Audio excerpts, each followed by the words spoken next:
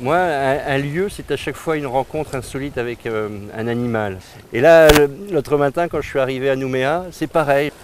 Je me retrouve à être au milieu de quelques serpents dont j'ai appris qu'il s'agissait de trichoriers. Et c'est assez déroutant. Alors j'ai gardé la bonne distance. Il faut toujours garder la bonne distance avec les animaux sauvages. On ne sait jamais. Ma vie, c'est un peu des histoires d'animaux. Mais qui résonnent toujours par rapport à l'état d'esprit dans lequel je suis, l'aventure humaine aussi dans laquelle je me trouve. Voilà. Donc inévitablement, toutes ces scènes un peu curieuses, insolites, se retrouvent inévitablement à un moment ou à un autre dans mes livres. Aujourd'hui, je travaille essentiellement sur les questions de nature, d'environnement. J'essaie de raconter le rapport compliqué, parfois destructeur, néfaste, qui existe entre l'homme et la nature. Moi, je suis un amoureux de la nature d'abord. Je suis né à la nature avant de naître à la littérature. En plus, je suis né à la nature dans un milieu industriel, un peu extrême. Et malgré des dizaines d'usines que je traversais tous les jours, je découvrais une faune persévérante. Moi, c'est ce qui m'émeut dans la nature, c'est-à-dire la persévérance. Je me suis dit qu'il serait intéressant quand même de parler de tout ça, parce qu'il n'y a pas tant d'écrivains que cela qui s'intéressent à la nature. Donc le militant que j'étais a essayé de faire bon usage de toutes les connaissances sur la nature que j'avais accumulées au fil des années. Donc voilà.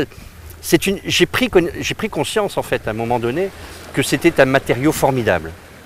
Il est clair qu'on ne raconte pas les mêmes histoires, même les histoires d'hommes, hein, dans un contexte naturaliste. Le paysage déjà induit une émotion particulière, donc un traitement stylistique particulier.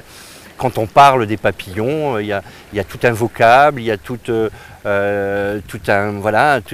une pratique aussi naturaliste qui est différente et qui enrichit l'écriture. En fait, moi, tout mon travail découle d'une grande peur. La peur que finalement, à un moment donné, notre planète soit devenue invivable. Et on voit bien aujourd'hui qu'on est en train de grignoter les paysages, que les catastrophes écologiques se succèdent, que tout ça crée quand même une très très forte angoisse, une inquiétude, et ça ne va pas aller, me semble-t-il, en s'améliorant. Donc c'est tout le cœur de mon travail, ça. Quand j'écris sur la catastrophe AZF de Toulouse, ça va dans ce sens-là. Quand je raconte la fermeture de l'usine Métal Europe dans le nord de la France, une fermeture d'usine qui a créé un grand désarroi social, mais aussi révélé une catastrophe écologique et un scandale sanitaire sans précédent, ça va dans ce sens-là. Quand je raconte le trafic des espèces rares dans Tu ne verras plus, ça va aussi dans ce sens-là. C'est bien là le fond du problème, quoi. C'est cet endroit-là qui est le nôtre, que nous avons à partager et que nous sommes en train de saccager. Moi, ça m'est intolérable. Donc j'ai cette possibilité de l'écriture pour peut-être participer modestement à une prise de conscience. Je peux rêver. Mais des fois, quand même, j'ai l'impression que c'est utile. C'est évident qu'on va peut-être laisser passer l'hélicoptère. C'est vrai? Ah là là, c'est trop humain ça, trop humain. Et c'est une très bonne question parce que je pense qu'il est nécessaire de révéler le pire. Parce qu'il faut que les gens soient conscients qu'on est en train de commettre le pire. Mais il est bon de montrer la beauté et de montrer justement que les choses sont complexes, il y a une interaction entre les choses, on peut s'émouvoir de la nature. Et cette émotion mène à la protection. Et c'est vrai qu'il faut montrer la beauté, quoi. Mais la beauté au quotidien, c'est-à-dire que ce n'est pas forcément à l'autre bout du monde que ça se joue. C'est quelquefois ici et maintenant, dans son jardin, dans sa cité, même dans les lieux les plus ingrats, on va dire, où c'est pas jouasse tous les jours, il y a quelque chose de beau à regarder.